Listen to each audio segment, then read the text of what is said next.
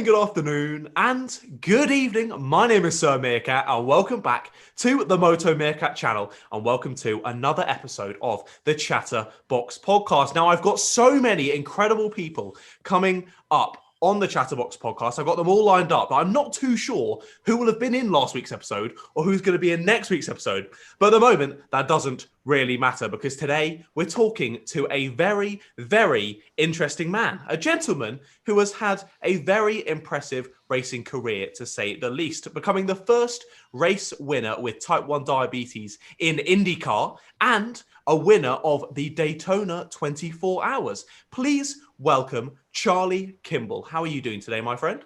I'm doing absolutely wonderful. How about yourself? I'm doing fantastic, mate. All the better to be speaking to you, of course. Now, whereabouts are you today?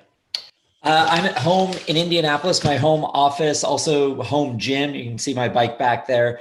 Some of my memorabilia on my shelves. James Hinchcliffe helmet, a Scott Dixon visor, some Pacers basketballs. There's a couple of baseballs back there signed by some baseball greats.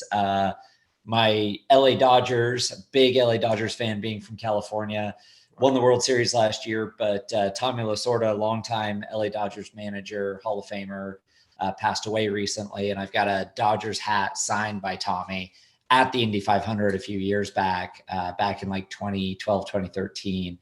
So that's one of my more special pieces. I've got a Billie Jean King tennis racket up there and some other really fun stuff.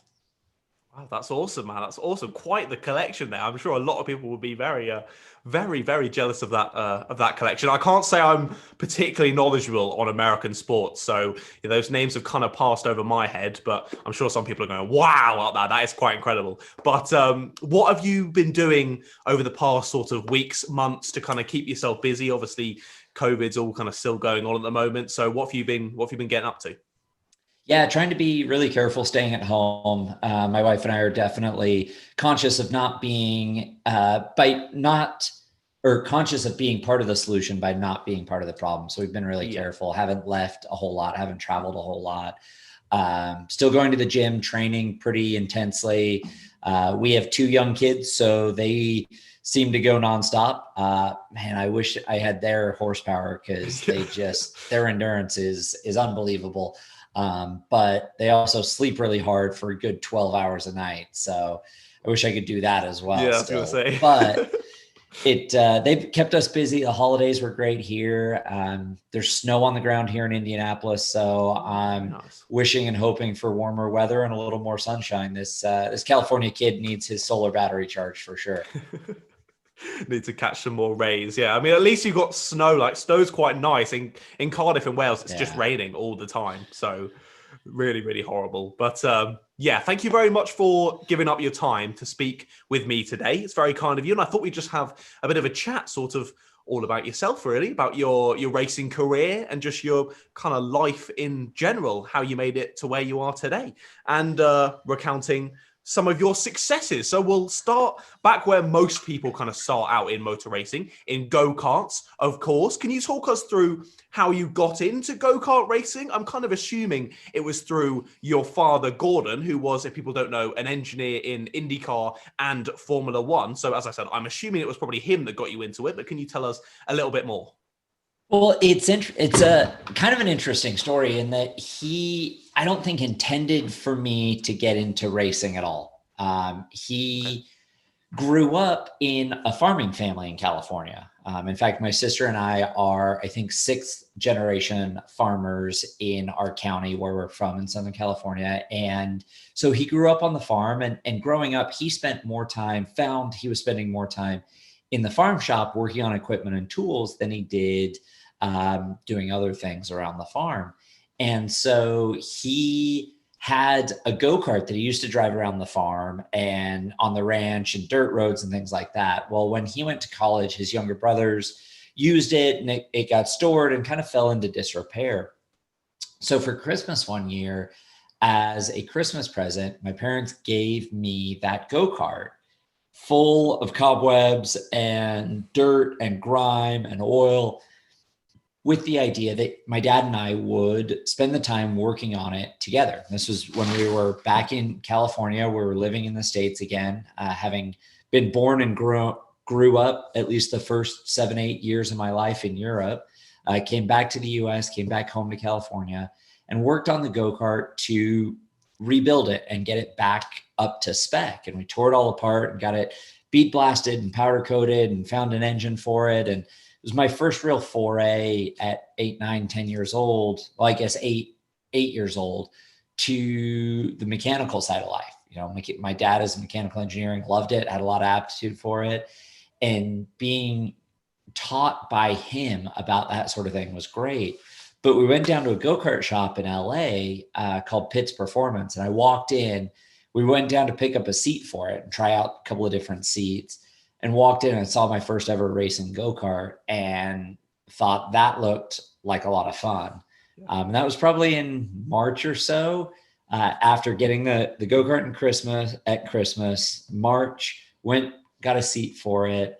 And it wasn't until August or September that I really was able to convince my parents that it wasn't just going to be a flash in the pan. Because, you know, kids, it's like, oh, I want that toy. And then 5 minutes later, I want that toy. And well, for me, the fact that I pushed for it for 6 months and was willing to, you know, do odd jobs around the house and cut lawns and do some other things to help try and raise some funds to be able to buy this go-kart, I think showed them that it was something I was serious about.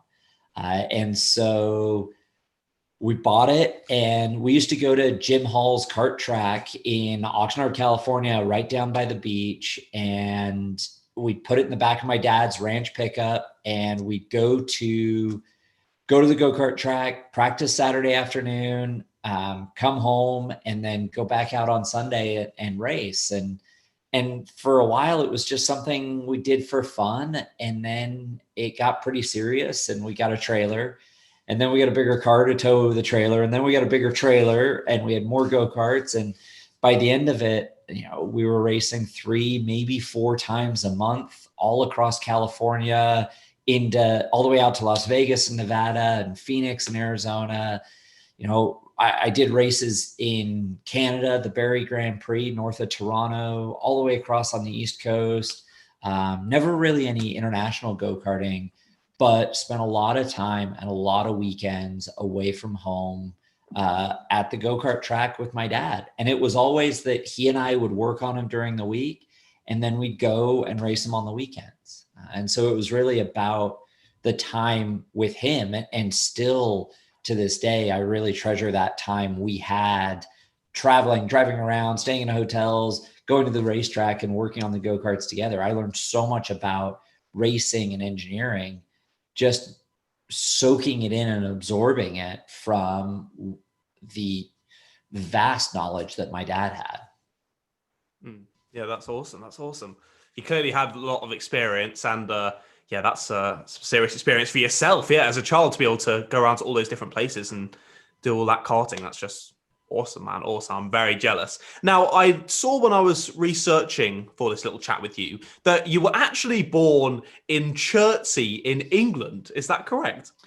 That's right. Yep. I was born in Surrey, in Chertsey. My dad was a design engineer at McLaren, Formula One at the time. Okay. So his career arc, he went to university, got his degree in mechanical engineering, and in the summers would sweep the shop floors at Dan Gurney's All-American Racers in Southern California, and literally started in the mailroom and worked his way up. Helped John Barnard design the 1980 and 82 Indy 500 winners with Gordon Johncock and Johnny Rutherford, the Chaparral 2K, the sort of yellow submarine car, as well as the Wildcat. And then from knowing John Barnard, got connected, and I think went either to the McLaren design office or the Guildford technical office with John, and started doing design work in the UK. And moved over there. My mom was pregnant with me, and shortly after they moved to England, I was born in Chertsey, and we lived in Europe until I was about 7.5 or 8 years old, maybe even 8.5 years old, and spent a year in Italy when he was technical director at Ferrari, their F1 program, And then we went back to the UK. He race engineered world champions and designed parts that are the foundation for a lot of stuff that's used to this day, both in IndyCar and Formula One. And he'll never talk about his history. My mom's favorite joke about engineers, it's not my dad's, but my mom's, is, how do you know an engineer is talking to you? And he's looking at your shoes instead of his, because he's always looking, always watching, and always learning. And I think that, he always wanted to do design projects that would revolutionize things, and would be real progress for the parts and the pieces, all the way down to wheel nuts, which has been a real sort of guidance for me in my racing career. It's about doing it right, not just doing it. Yeah, no, exactly. Wow. He sounds like an incredible man. Yeah, and the fact that you got to travel to all those different places, working with Ferrari. Wow, that is quite incredible. But I just brought up the Surrey thing because Chertsey is about 10 or 15 minutes from my house back at home. So I just thought that was quite funny. Yes, it is. Yeah. Who else? I was trying to remember. I can't remember if it was Max Chilton or somebody else, one of the teammates over the years in sort of my racing career. We were talking, and I was like, yeah, I was born at St. John's in Chertsey. And they were like, I was born at St. John's in Chertsey. And it these two drivers colliding on the other side of the world. And the fact that we were born in the same hospital, the same little town in Surrey, was really small world moment.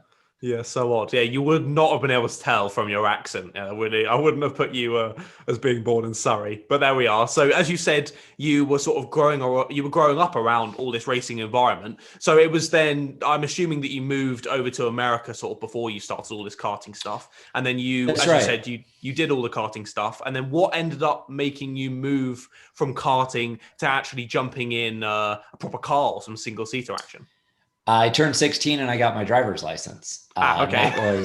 So for my 16th birthday, my parents gave me a 2-day test in a Formula Ford, an F1600 in the US. It was an old Formula Ford with a Ford, 1.6 liter carbureted engine, and I tube frame chassis, and went out and did a couple of days at Buttonwillow, a small test track just north of LA, and fell in love. And I never felt more alive than those first few laps. I even to this day, I remember pulling down pit lane at Buttonwillow thinking, all right, that's the coolest thing I've ever done. And my dad was there that day, and he said he could see my smile before I'd taken my helmet off, and he knew.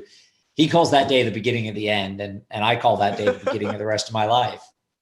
Yeah, that's amazing. I was going to say, with the Formula Fords, you're saying it's one of the best moments of your life, finally getting out there on track. And I was going to say, with Formula Fords, with the racing, obviously, we usually think of the lower divisions as having the better racing, as people are kind of finding their skills, and with the lower powered cars as well, allows for kind of better racing. Would you say that it was in Formula Fords where you had your sort of closest, most fun racing? And if there was a series that you did in kind of your lower divisions that you could do again, which one would it be? Oh, that's a great question. So, well, we should probably talk about my arc in racing before we talk about all of the different, my favorite classes. But I think you're 100% right that the Formula Fords, both the 1600 stuff that I did here in the US, and then the the British Formula Ford Championship that I did in the UK with Team JLR, was some great racing. And a big part of it is there's no downforce. There were no wings on the cars at that point. The tires weren't really high grip, and it's not super high powered. So you're racing sewing machines, in a version. So they're very low power. You're racing really close. They draft really well. Some of the packs and the groups of cars racing at places like Castlecoombe and Thruxton and Silverstone, Donington, these just incredible big racetracks with pretty small racing cars on them. There was Oulton Park as well. I loved racing there. Great track. And being able to do it in a Formula Ford, it really teaches you a lot of racecraft. And I think that, and so that was a lot of fun and taught me a lot about how to race Formula cars. So I did Formula Ford. I did that test, started racing them the next year, did a lot of testing, moved into F2000. So the year I graduated high school, the year I turned 18 in 2003, I raced the US F2000 championship. So a 2-liter car, some small aerodynamic wings on it. And it was really good racing. We did some racing with the Champ Cars and IndyCar series, some races kind of on our own with other SCCA pro racing stuff. But a lot of great experience, a lot of miles. Again, pretty cost-effective car, a steel tube frame. So if you bend it, a good welder would cut the piece out and weld it back in. Unlike a carbon fiber car that if you have a big crash, a lot of times you have to throw it away. So cost-effective wise, mile per dollar, mile per euro, mile per pound, you got more out of it. And when I graduated high school, I got accepted to the same university that my dad did for their engineering program, but I wanted to pursue my racing career. And so they gave me a 2-year deferral and said, if you go and figure out your racing, and if it works, great. If you're ready to come back to school in 2 years, we'd love to have you. So I did the British Formula Ford Winter Series. I've never been so cold in my life as standing at Brands Hatch in November in the pouring, freezing rain. I remember literally getting out of the race car, walking through the garage and into the rental car with the heat full blast, wearing all of my gear to try and dry it out and feel my toes again. Yep. But did British Formula race meeting? Yeah. Oh, in the summer, a lot of times. Genuinely. Also, can I quickly say before you move on, I think you do need to kind of flex what university that was. Oh, yeah. So my dad went to Stanford University and I got in. And there is a family legacy there. My grandfather went, his brother went before he went and served in World War II. My grandmother's a Golden Spike Award winner from there. My aunt was university archivist at Stanford. So there is a bit of a legacy there. Yeah. But it was really cool when they talked about, when I was accepted and they talked about the admission class, they highlighted me as a national go-kart champion. I won 7 or 8 national go-kart titles. They highlighted a professional rodeo rider, a concert violinist, a prima ballerina, plus other athletes. And so it was really cool to be a part of this class, this freshman class getting into this university that was so diverse and so unique as well. Mm-hmm.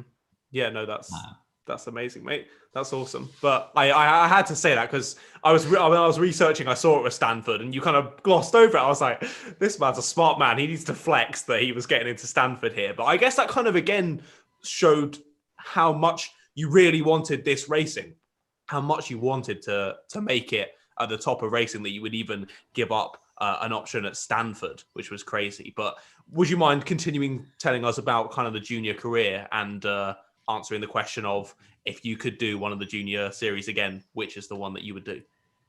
Yeah, so I did the British Formula Ford Winter Series, fall of 2003, and then signed with Team JLR, Richard Dean's team, to run the British Formula Ford Championship in 2004.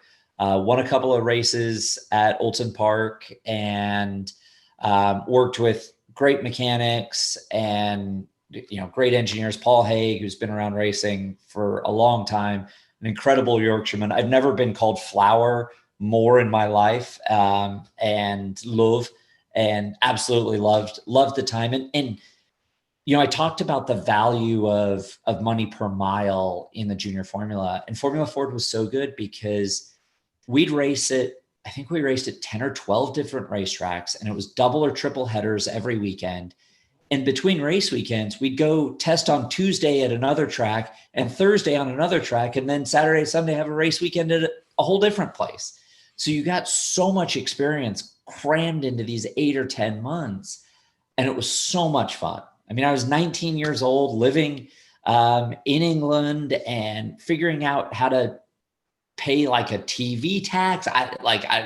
And figuring out how to buy a car and get a driver's license and trains. And like, it was awesome. And it was such a great life experience that I think if I look back, I really enjoyed the racing side of Formula Ford and all of those different pieces.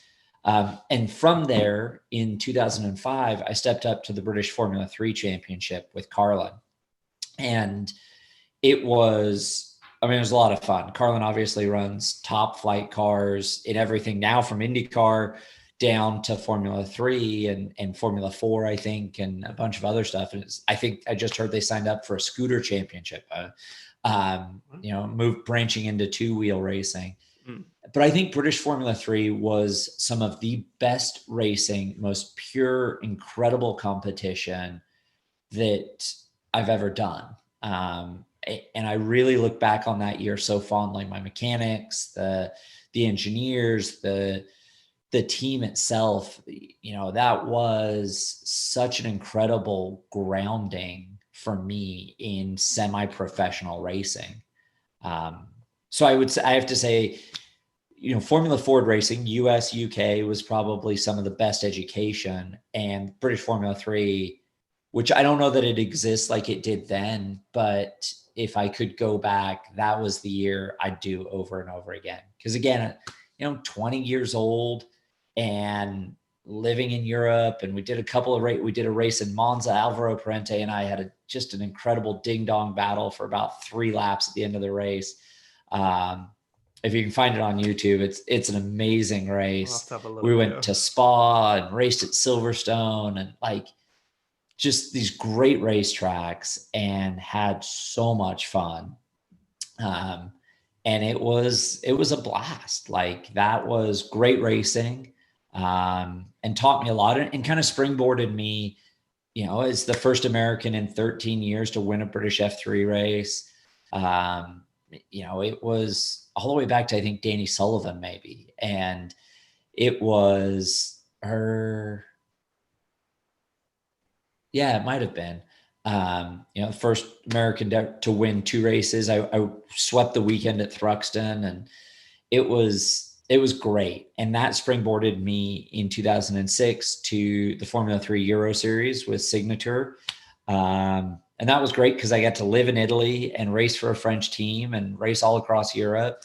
First American ever to win a Formula 3 Euro Series race that year at Zandvoort. And I actually keep a photo of that up here on my shelf because awesome. I have, is it Kobayashi and Vettel next to me on the podium.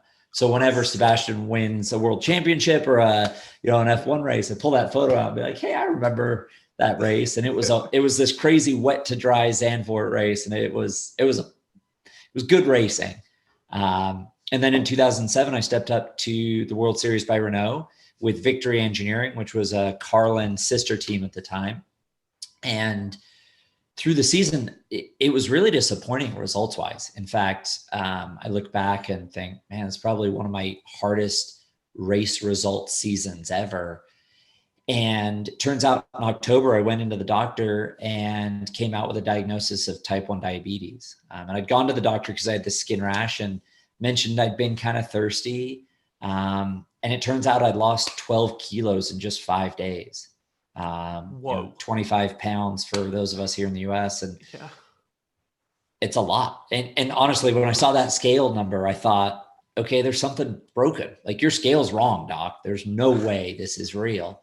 But my body wasn't able to use the food I was eating, the carbohydrates, the glucose I was eating for energy. And so it was burning my body up to try and stay alive and try and find energy. And I was exhausted, and it was really affecting my performance on the racetrack. I was making mistakes that weren't typical of me as a driver. And that was October 16th of 2007. And then 2008, I did a few races with Prema Power Team in the Formula 3 Euro Series. Funding kind of got a little shaky. And so I moved back to the US. Spent a couple of years racing in the Indy Lights Championship, sort of AAA to IndyCar. Started a relationship in 2009 with Novo Nordisk, the pharmaceutical company, global healthcare company that makes the insulin that I use to this day to manage my diabetes. And then 2011 was my rookie year in the IndyCar series. Made history as the first licensed driver with diabetes to ever race in the Indy 500. 2013, as you said, I was part of a team that won the 24 hours of Daytona, the Rolex 24 at Daytona. So I can never complain about not being on time because I have a Rolex to keep me there. And I do wear it, just not very often. And then in August of that year, I won my first IndyCar race at Mid-Ohio, which was, funnily enough, it was sponsored by a jewelry store in Ohio. And so I got a second Rolex. So in the span of about 8 months, I went from no Rolexes to two. Haven't gotten one since, haven't won one since, but. Was it one on the left hand, one on the right hand? Yeah. It's sometimes not today. I've got okay. Not every day. It is, it's not an everyday thing. I do wear it though. I wear both those watches for different reasons at different times. In fact, one of the most, if we're talking watches for a second, one of the most poignant moments that I wore my Rolex 24, the Daytona, was at Stephen Wilson's wedding. And Justin Wilson had obviously won the 24 hours of Daytona before he was killed in IndyCar. And his brother Stephen and I were on the IndyCar pace car team together, and we're reasonably good friends. And Justin's widow, Julia, gave Steph Justin's Rolex to wear on his wedding day. And so there was this great, and like, he met his wife and started dating his wife while we were all on the pace car team together. And so I have this great photo of him in his like wedding tux and me in a suit with both of us wearing our silver Daytonas, which is really cool. That's awesome. Yeah, it's pretty neat.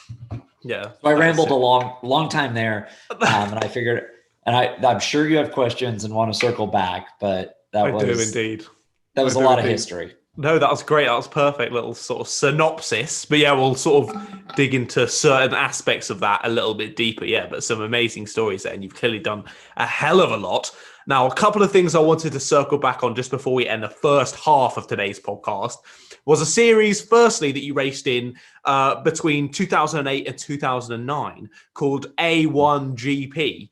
Now, it's a series that's one of my favorites from the past, and my video covering the downfall of the series is still the most viewed video on my channel as I'm recording this episode. If you guys watching out there haven't yet seen it, I'll leave a little link somewhere on the screen right now for you to go and give that a watch. Now, I know you only did 2 races for Team USA, but I kind of had to obviously give my video a little bit of a shout out. How did you find that series, the A1GP series?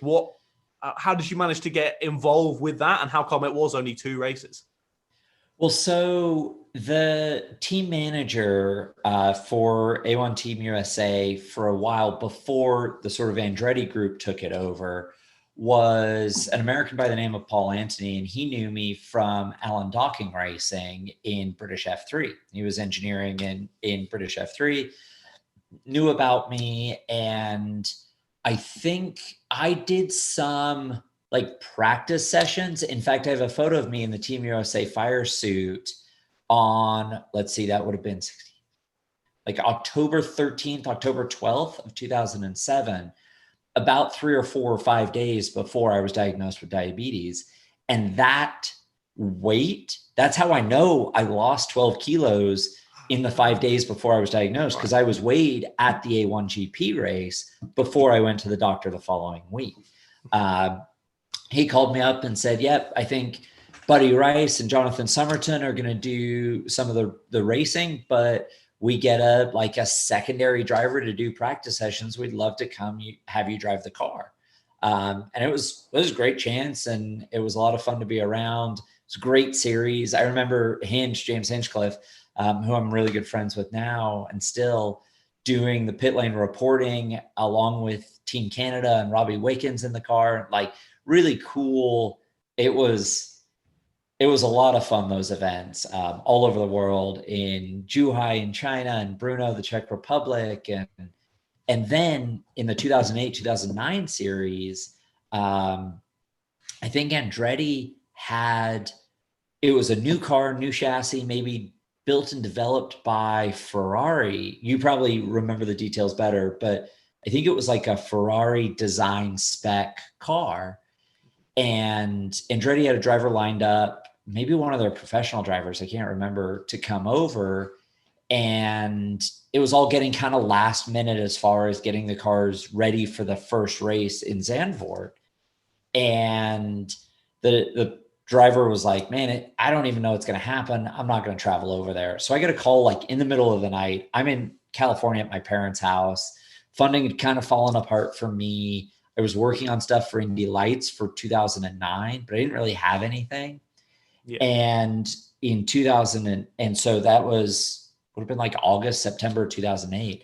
I get this call at like 3 a.m. I answer my phone. It's like, hey, it's this is Paul Anthony with Team USA. I want to put you in touch with the Andretti guys because they want to know if you want to come over and do this race.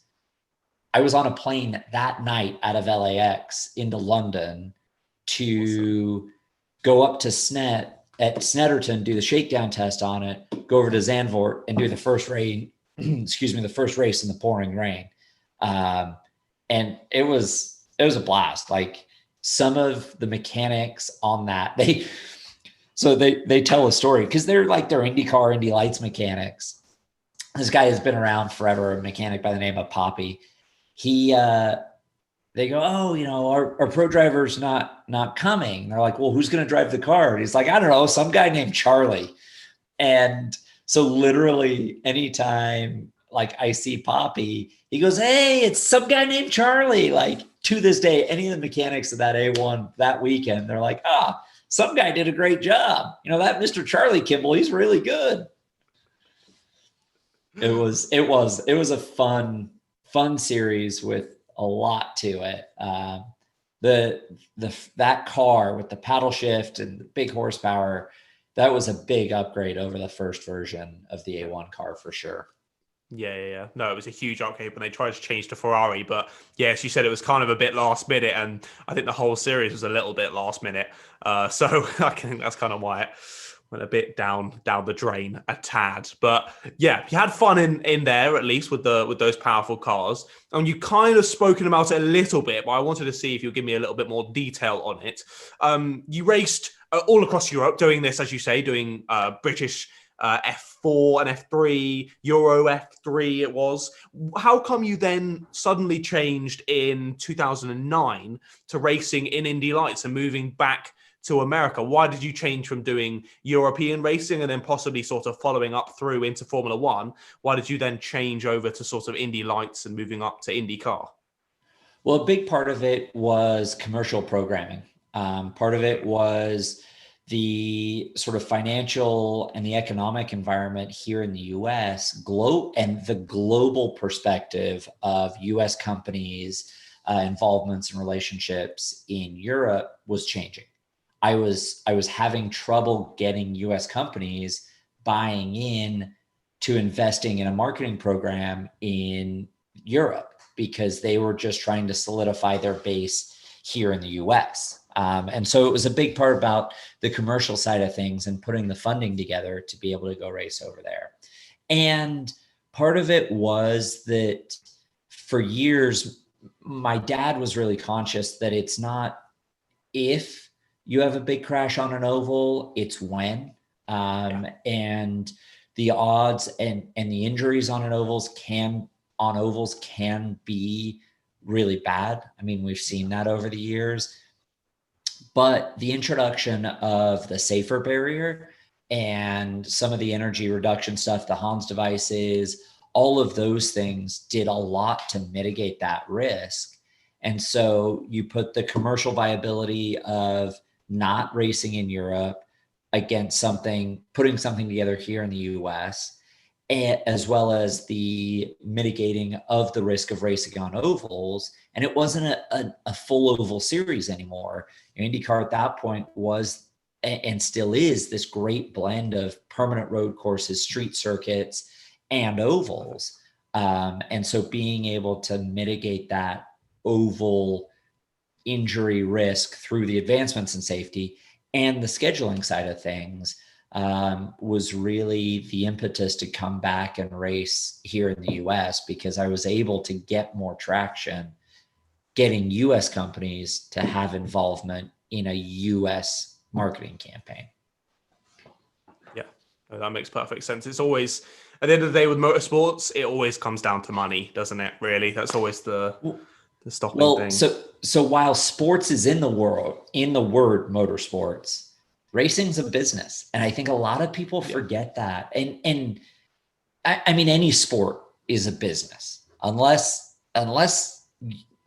even like people playing golf on the weekend, not professionally, but like amateur golfers, you still go and pay greens fees and rent a cart and buy clubs. And, it's still very much a business. And so as a driver, I think the industry of racing has evolved over the last 3 decades, where it used to be that, drivers showed up on Friday, drove the car and went home Sunday, and that was it. And now drivers are integral parts of the business elements. They are their own brands. You look at, I think Lewis Hamilton has done an incredible job of building his brand to make change outside of sport. I talked about early on, I talked about my Billie Jean King tennis racket, and I've always admired her because she took what she did in sport and made change in society. And that, for her, it was equal rights, equal pay for men, women, the LGBTQ community, all of those pieces for her, using her tennis success to make that change. And I think Lewis has done an incredible job in Formula One on that. But it comes down to being your own brand.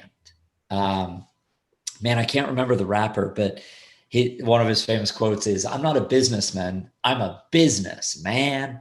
And it's like, as drivers, we are our own business at some point. Yeah, no, exactly. You guys all sort of, as you say, you're much more of an integral part to the whole team and the whole business, as you say, in 21st century motorsport. But yeah, though, that is very interesting, and I like the quote a lot, mate. But we will start to talk a bit more about your sort of IndyCar success and talk more about your type 1 diabetes diagnosis and how that affected you, and of course some fan questions all coming up in part 2. So if you're out there watching, don't go anywhere.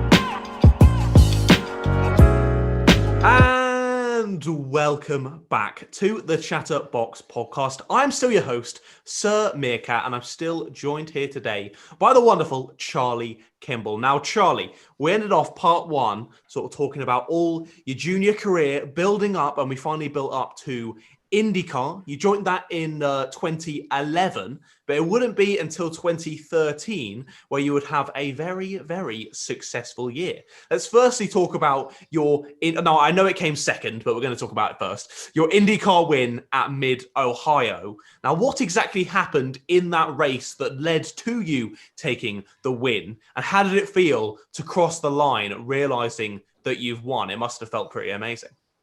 You look back at that moment, and it's a bit of a blur because there's so much going on that I remember it feeling just so good at the time. And I remember pulling into victory lane, and it was the first IndyCar win for a lot of my mechanics as well. And they looked like lost little ducks. They didn't quite know what to do and where to go. And it was great.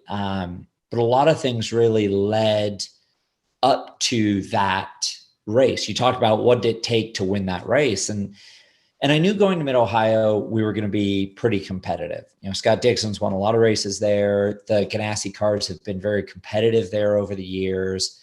We'd had a really good test earlier in the year there. And in fact, the year before, I'd broken my hand in a test there and missed the 2012 race at Mid-Ohio with a broken hand. Giorgio Pantano filled in for me, actually. And so Friday, typical IndyCar weekend, 2 practices Friday, practice qualify Saturday, warm-up race Sunday. Friday, pretty good practices. I think we were in the top 10 pretty consistently, top 7. And with IndyCar as competitive as it is, if you're within the top 10, you're within a shout of a really good result. You're probably off by a 10th or a 10th and a half on a lap time.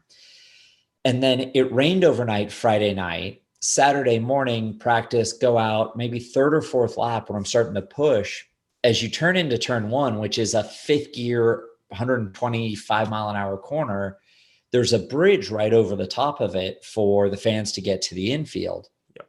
Well, under that bridge was a little damp still, and I spun and backed into the wall on the other side of the gravel trap at the exit of turn 1. And between practice and qualifying, I was looking out the back of the transporter, and there were all crew members from the 4 different cars that Ganassi ran, all different colored crew shirts working on the car. And it was a little like poetry in motion. And then we went out and qualified. I think we qualified 4th or 5th, had a really good qualifying. And we were talking about strategy, and my engineer, they'd lengthened the race distance by 5 laps from 12 to 13. And the fuel mileage in the engines had stayed about the same. So it made it between a 2-stop and a 3-stop strategy. That crossover point was, people weren't exactly sure where it was. So my engineer said to me Saturday night, he said, "Do you want to play for a podium or do you want to play for a win?" I said, "I'm here to win." And he said, "Yep, me too." "Do you think you can do qualifying speed laps for all, I think it was 85 or 90 laps?" And I said, "Yep, I believe I can." And he said, "Okay, then I'm pretty committed early on to doing a 3-stop race, which means that we're going to do everything we can to get you out in clear track." And Mid-Ohio is one of the shorter pit lane loss times. Long Beach is really long. The Indy GP, the Indianapolis Motor Speedway road course is really long, but Mid-Ohio is one of the shorter ones, a lot like Detroit is. And he said, "I think we can make up that time and actually be better based on the guys up front trying to do it in 2 stops, going slower, but saving fuel." And it worked. And we had a little bit of traffic right before my 3rd stop. So when I did my 3rd stop, was up to speed, Simon Pagenaud came in and he'd switched to my strategy. And he came in and came out on cold tires because obviously in IndyCar, we don't have tire warmers. And I passed him into turn 4 and drove away. And I think we ended up winning by like 9 or 10 seconds. So it was really significant. Yeah. And felt it was great to win, not by saving fuel and going slow, but by doing an extra stop and just having really good fast pace all day long. Yeah. And I think to me, my Mid-Ohio trophy is actually up in a closet, not on display yet. We moved about 8 months ago now and haven't been able to get it out into the display cabinet yet, but my Mid-Ohio trophy is up there. And every time I see it, I remember feeling the appreciation for the teamwork that got me there in qualifying. And then the commitment, like all in right away. Hey, we're playing to win. We're going to 3-stop early. You're going to drop the hammer and go. So sweet. Such a cool story, man. Such a cool story. But as you say, like, kind of not taking any wins away from anyone else, but like a proper win, as you say, like absolutely gunning for it the whole race. Well, and it pulled but at through. The same time, like a win's a win. Like, of course. And I'm going to pull a random movie quote out for you, but like the Fast and Furious, it doesn't matter if you lose by an inch or by a mile, you lose. Well, if you win by an inch with no fuel, or you win by 10 seconds by going fast, it's still a win. No one will ever take that away from you. And I think it was funny because I think back to go-kart days, and the engine manufacturer in my go-karting days he used to talk about how much he appreciated the Screaming Eagle Awards more than the Duffys. And I'll explain what those were. So the national championship races in go-karting here in the US, the Screaming Eagle was what you got for winning pole. And the Duffys were a replica of Duffy Livingston, one of the sort of first go-kart racers here in the US that started the structure and organization of go-kart racing. And you got that for winning the races. And he always used to say that the pole award was always better than the race award. Because in the race, you can have mechanicals, where the pole, you were absolutely, no one can argue you were fastest at that moment. But at the same time, I'm still here to win. It's not all about qualifying. Exactly. And like you said, with finishing by an inch or a mile, someone I spoke to recently on the podcast as well, Alexander Rossi, won his Indy 500 with the engine off, basically, and that still counted as a win. But he was the one I was thinking about when I said, if you cross by an inch with no fuel left. Yeah, exactly. Yeah, with no fuel. But he has also only in the past few days, a week or so, has won the 24 Hours of Daytona, something you have done as well earlier in that same year as you won the race at Mid-Ohio. Can you again talk us through that whole experience of winning such a prestigious race and also doing it alongside some pretty awesome drivers as well? In the first time I'd ever driven with a roof. That was, to me, that was the biggest thing. I remember two really distinct things from that event. The first one was racing a car with a roof. I'd never done that. Go-karts, Formula cars, I'd never raced anything with anything up here. And it was so weird to have a car over here. Single seaters, you're middle of the car, there's equal... Yeah. But the Daytona prototype, it's there's car over here. And it was very strange.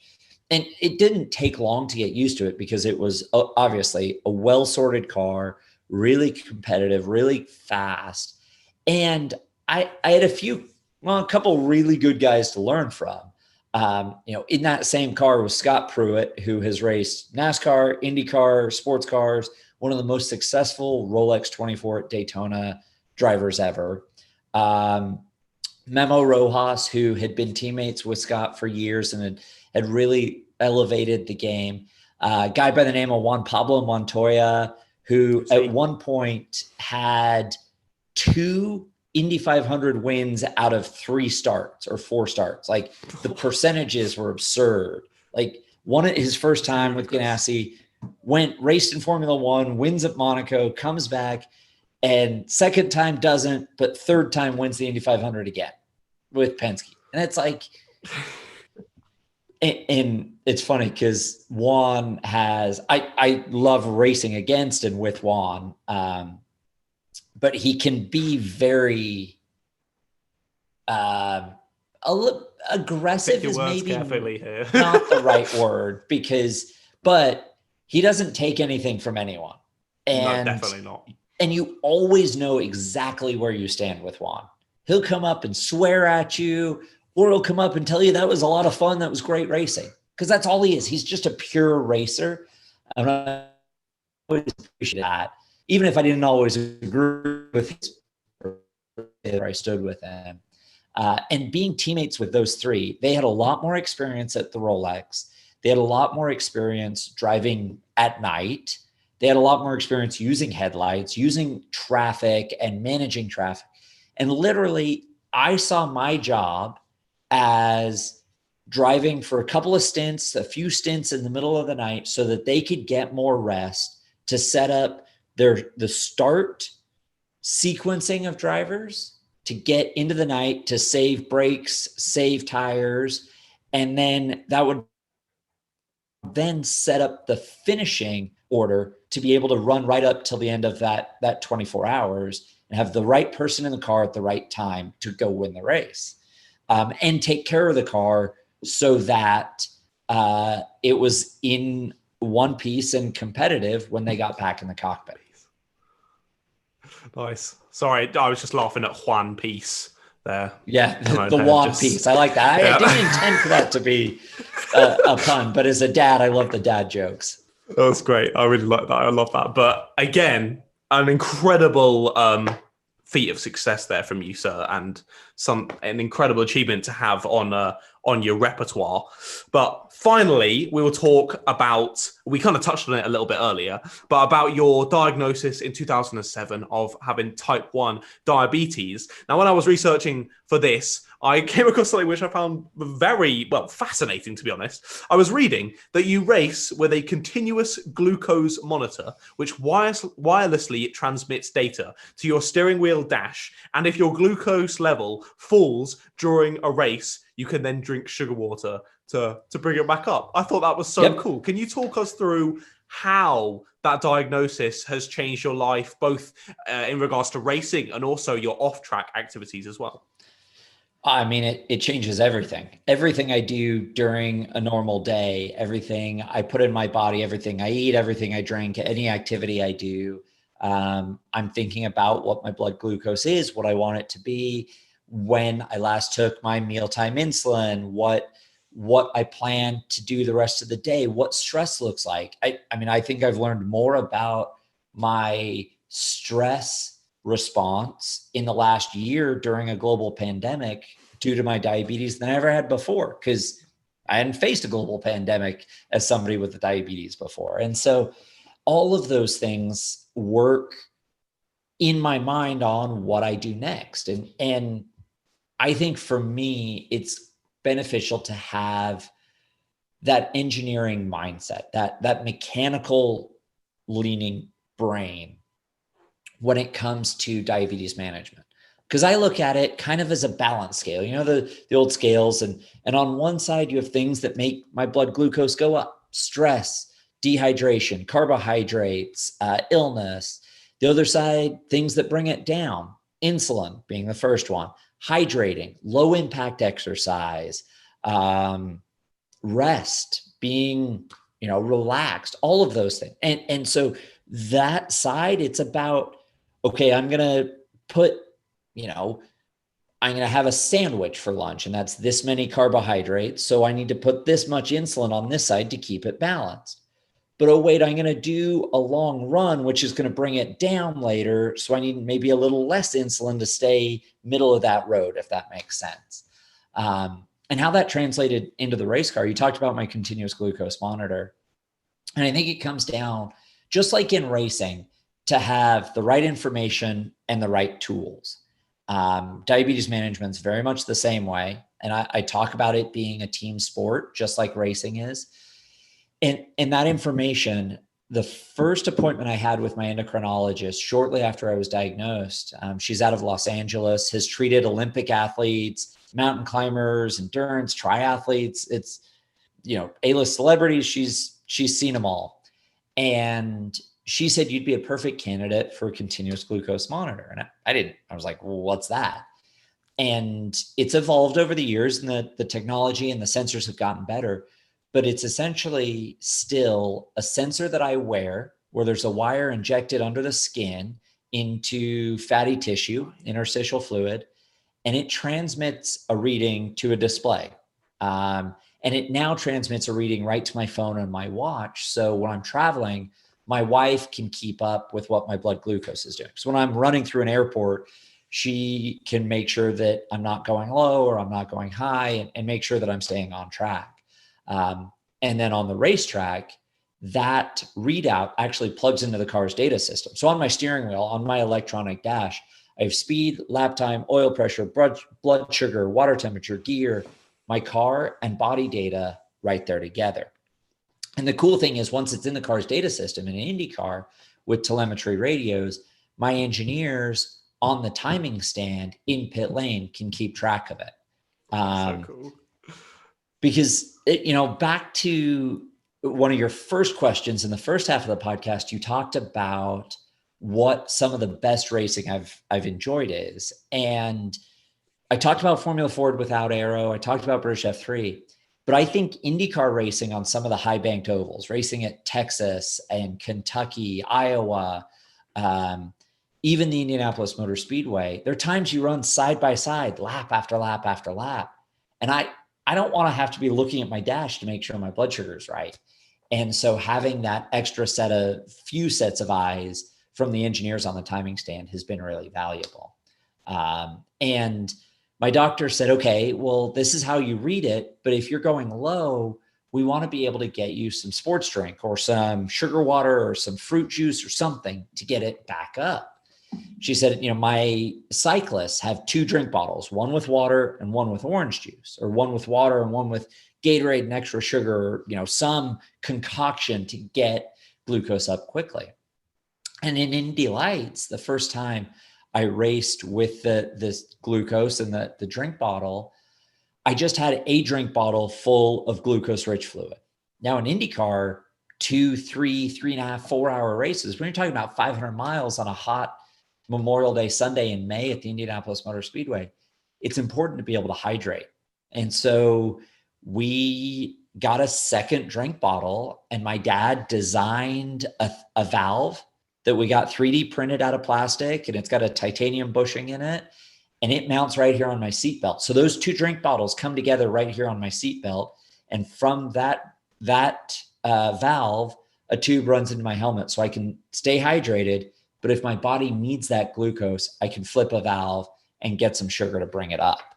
And I started this conversation talking about information and tools, and the continuous glucose monitor is definitely an important part of the data side and the information piece. The tools, I talked about the drink bottle and the valve, but I think having a good understanding of the insulin that I use, and the insulin brands have been on the car since 2009 when I was racing in Indy Lights. The insulin that I use and actually take has been represented on the race car. And to me, that's been really cool and really special to represent. Yeah, that's really sweet that you're able to represent it and bring sort of more eyes to such a topic. But I think that's so sweet about the monitor, man. You're like the person that's most in tune with their car ever. Like, you've got your data and its data on the same screen. So and the cool thing on that is, so I work with an exercise physiologist, and I've been working with him since 2011, and we have terabytes of data from the race car, but also from the lab. I go in and do physiology testing in the lab every year, if not a couple times a year, and being able to track how my body as an athlete has changed based on the aerodynamic load in the car, the weight of the car, the horsepower, all of those things as the IndyCar regulations have changed has been really neat. And the regression analysis on blood sugar and results. And there's a lot of really cool data. And in fact, he, as a PhD, has published a few papers and written a book on the sort of physiology of motorsports athletes. And I was one of his first cases that he worked with studying drivers. Wow, some serious stuff there, serious stuff. But I think that's probably where I'm going to have to tie up all of my questions there. But thank you very much for being on. But we have still got some fan questions to answer. So all of my audience have been over on my Instagram or Twitter. If you guys aren't following us already, I'll make sure to leave a link to them both in the description below. But Charlie, sir, are you ready to answer some of the fan questions? I've got 4 for you today. Absolutely. I hope I can answer them. If I don't know, I'll just say I don't know. That's absolutely fine. That's no problem. Hopefully, I think you should be able to answer all of these. So, at the Barefoot Pirate on Instagram asks, what are some of your pre-race rituals or traditions, if you have any? I would say I'm not superstitious. I'm just a little stitious.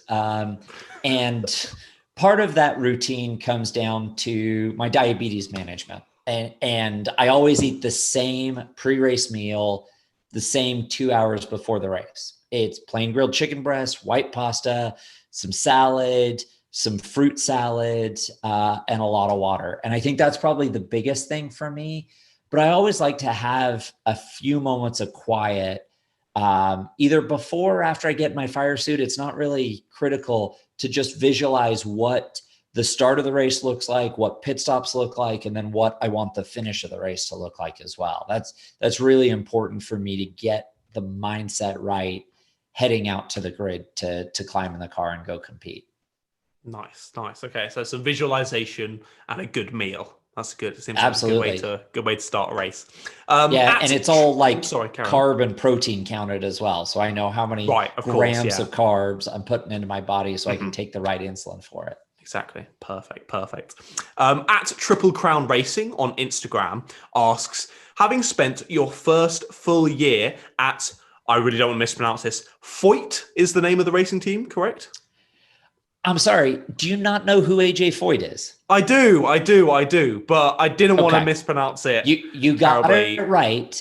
You correctly pronounced the first 4-time winner of the Indy 500. Okay, you could call him by his nickname, Super Tex. Just make sure you pronounce it right to his face because he is a legend at the Indianapolis Motor Speedway. If I ever meet him in person, I'll make sure to do so. I've only recently got into IndyCar in the last sort of 1 or 2 years, so I'm trying to get my knowledge up with the Indy Fanatics YouTube channel, but it's proving difficult, so I do apologize about that. So yeah, having spent your first full year with them, do you feel they are a team on the up? And do you think you can score some podiums again, like you did in your days at Chip Ganassi in 2021? Well, I think my plans aren't announced yet. I would keep an eye out for that in the coming weeks. Things are pretty locked down.